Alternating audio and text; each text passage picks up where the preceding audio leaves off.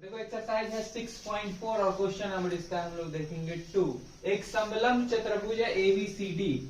सबसे पहले हम एक समलंब चतुर्भुज बनाते हैं और उसका नाम डालते हैं ABCD। तो नाम लिखने में हम लोग को कुछ सावधानी बरतना होगा क्योंकि यहाँ पर दिया हुआ है AB जो है CD का दोगुना है। AB क्या है? CD का दोगुना है, यानी यहाँ से हम चलते हैं AB। ये AB जो है वह किसका दोगुना है? CD का। लगभग फिगर में देख रहे हैं तो AB और इसका नाम देते हैं C और ये है नाम D। तो ABCD एक क्या है? समलंब चतुर्भुज है, यह बात हमें पता है। तो यह बात लिख देते हैं दिया गया में। दिया गया है, क्या दिया गया है कि ABCD एक क्या है? समलंब चतुर्भुज है। समलंब चतुर्भुज है। साथ ही साथ हमें क्या पता है यहाँ पे कि AB जो है वह समांतर है किसके? DC के। AB समांतर किसके है? यह लाइन के क्या है? पैरेलल है, समांतर है। और क्या गिवन है? और गिवन है कि AB जो है वह दोगुना है किसके? CD के। यहां तक लिख लिए। आगे पढ़ो। के विकर्ण, इसके विकर्ण जिसके डायगोनल है एक दूसरे को इंटरसेक्ट करता है। कहां पे? O पे। कहां इंटरसेक्ट कर रहा है? O पे प्रतिच्छेद करता है। तो बोल रहा है ट्रायंगल AOB, ट्रायंगल AOB ये ट्रायंगल और COD ऊपर जो ट्रायंगल बना है C यहाँ है, O यहाँ है और D यहाँ है। ये दोनों ट्रायंगल का रेशियो हमें निकालना है। यह ट्रायंगल का एरिया और यह ट्रायंगल के एरिया का रेशियो क्या होगा? तो सबसे पहले क्या लिखा गया है? ट्रायंगल AOB, मतलब ये ट्रायंगल का एरिया बाय ये ट्रायंगल का एरिया करना होगा।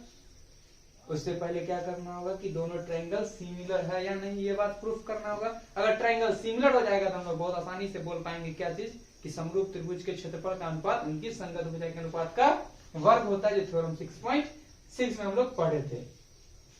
चलो चलते हैं कहा? प्रमाण में। सिद्ध क्या करना है? हमें सिद्ध नहीं करना है, निकालना है। तो देखो प्रमाण के तौर पे हम लोग कहाँ बोल सकते हैं और कहाँ चल सकते हैं। तो प्रमाण के तौर पे हम चलते हैं ट्रायंगल किसमें? AOB और ट्रायंगल COD में, कैश ऑन डिलीवरी में।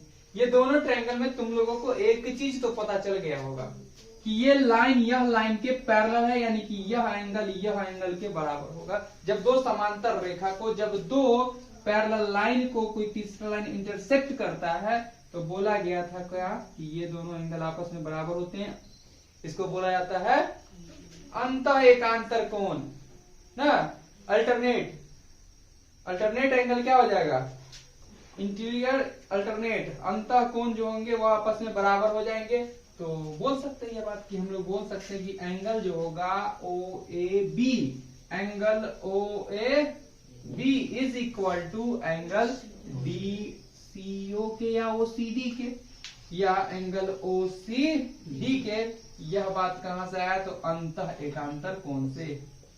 अंतः एकांतर कोण है यह, इस प्रकार यह बराबर आ गया। दूसरा हम बोल सकते हैं कि एंगल B जो होगा एंगल D के इक्वल हो जाएगा, होगा ना।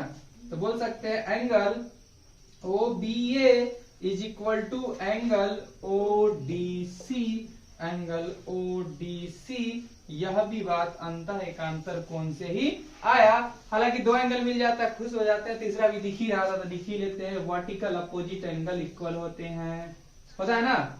शीर्षाभिमुख कोण आपस में बराबर होते हैं। तो बोल सकते हैं angle AOB is equal to angle COD के वर्टिकल अपोजिट एंगल इक्वल होते हैं, यानी कि शीर्षाभिमुख कोण से।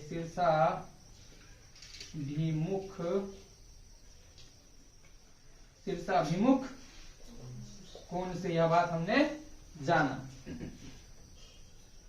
शीर्षाभिमुख कोण से vertical opposite angle are equal. तो हम लोग यहाँ पर देख रहे हैं तीन एंगल बराबर है, तो बोल सकते हैं इसलिए ट्रिपल A सिमिलरिटी समरूपता कसौटी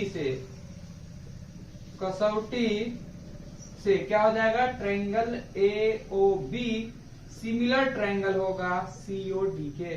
जब हम पहले भी बता चुके हैं, जब त्रिभुज समरूप होते हैं तो उनके क्षेत्रफल का अनुपात उनकी संगत भुजाओं के अनुपात का क्या होता है, वर्ग होता है। तो हम बोलेंगे प्रमेय 6.6 से, प्रमेय 6.6 से क्या बोलेंगे कि area of triangle AOB by, AOB पहले क्यों रखे, क्योंकि AOB पहले था, COD बाद में था, by area of triangle COD is equal to, तो संगत भुजा के अनुपात का वर्ग होता है। और संगत भुजा हम क्या लेंगे, तो जो भुजा पता वही लेंगे, हमें पता क्या बात है, ये चीज था।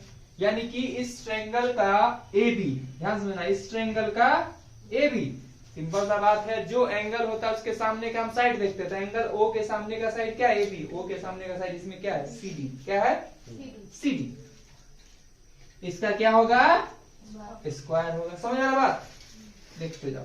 This implies area of triangle AOB by area of triangle COD is equal to, ध्यान देखना, AB किसके बराबर है, AB किसके बराबर है, 2CD के बराबर है। तो AB के जगह पर क्या लिख सकते हैं हम लोग, 2CD बाय CD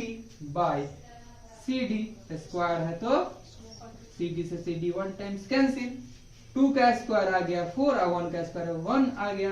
अब बोला जा रहा था इसका अनुपात, क्षेत्रफल का अनुपात, तो इसलिए हम बोल सकते हैं area of triangle AOB ratio area of